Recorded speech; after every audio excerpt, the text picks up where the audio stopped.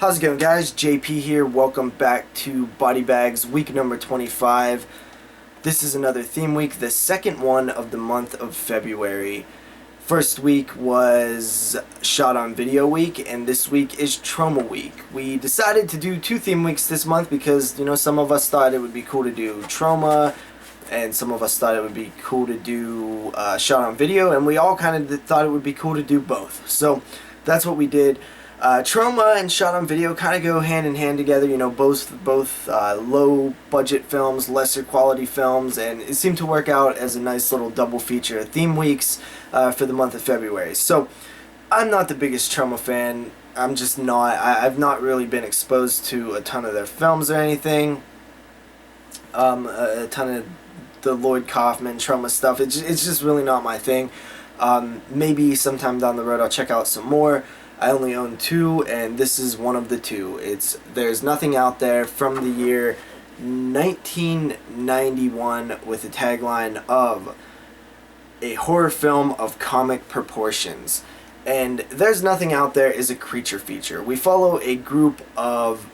First of all, there's a scene early on set in a video store, which I found to be really, really cool. I've seen The Exorcist and The Evil Dead. It's always just fun to look at that VHS tape, box arts everywhere and try to pick out the ones that you're familiar with and stuff. So right away, that instantly grabbed my attention in this film, which is really, really cool.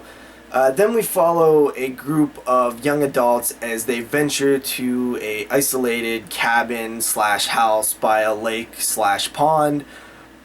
We have, a few couples, guy, girl, guy, girl, guy, girl, that type of thing. Basically, one of the characters, our lead character, is kind of into horror films and notices all the signs as they're approaching the house. We shouldn't be here. Let's, leave. I've seen, tons of horror films, and these type of things, these type of situations never end good. So let's, get out of here. And of course, the other friends want to stay, and eventually they decide to stay. The groups splinter off a bit. They start having sex and doing all the things you're not supposed to do in a horror film. Eventually, not a slasher killer shows up, but a creature, which, if you didn't know it was a creature film by the beginning, you definitely would know then, but it just has more of a slasher setup, which I found kind of neat to just introduce the, a creature feature to the slasher setup.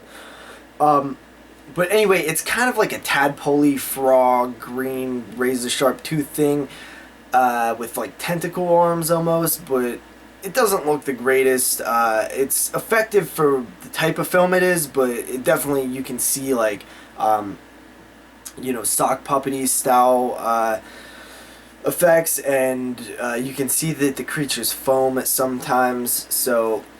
Not the greatest, but it works for the type of film. A Troma film, it's definitely leans more towards the comedy side of things. You got naked girls, gratuitous nudity type of stuff running around. The creature wants to kill the guys and mate with the females, which leads to, funniness. So the main character is kind of almost like the Randy before Randy of Scream. This is kind of weird because this film has definitely got that like self-referential meta humor horror type thing way before Scream, and I thought that was very interesting because I didn't know that films were doing this in the year 1990. There's the boom mic is visible, and even a character reaches out and grabs it and uses it for something. There's talk of them possibly being in a horror film, talking about horror films and, the signs and cliches and stuff. So it definitely is very interesting just on that alone that they're doing this stuff in 1990. It's pretty fun, to be honest. There's a lot of cool moments. There's at one point the creature starts shooting lasers out of its eyes, and it's just, you don't expect it because it's in the later part of the film, and it's like, well, where the fuck did the lasers come from? So that's funny. There's mind control, and There's a good, face melt scene, which was pretty cool. Cool effects there. That stuff's fun. Um, the lead character is kind of this like smart ass, sarcastic character, um, who's kind of funny. He's not overly likable. Not like Randy was in Scream, but he's kind of he complains a bit too much, I would say.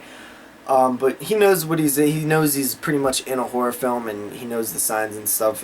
So that's cool when he points out stuff like that. There's references to other horror films, which I thought was neat. I almost wish they would have done that a little bit more, because they only do it a little bit, and it feels like if you're gonna mention them to begin with, why not talk about a few more. I actually noticed that it was shot pretty well. There's a lot of cool you know, cutaway shots and dissolves and stuff that I found to be usually not the quality you would expect in a low budget Troma type film like this. You expect a little lesser quality when it comes to the cinematography and stuff, but I was surprised to find out that it was shot pretty well. The acting was probably a little bit better than what you would expect maybe. It's a cool movie. It really is fun. I very much enjoyed it. It's a cool little creature feature. I give it a 6.5 out of 10. I will, definitely check out some more Troma films based off of my experience with this one. I'm not going to go out and buy 1,000 Troma DVDs, and overdo it. But I'll definitely, grab a few here and there when I find it convenient.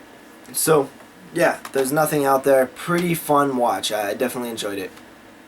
See you guys next week with another review. Peace out.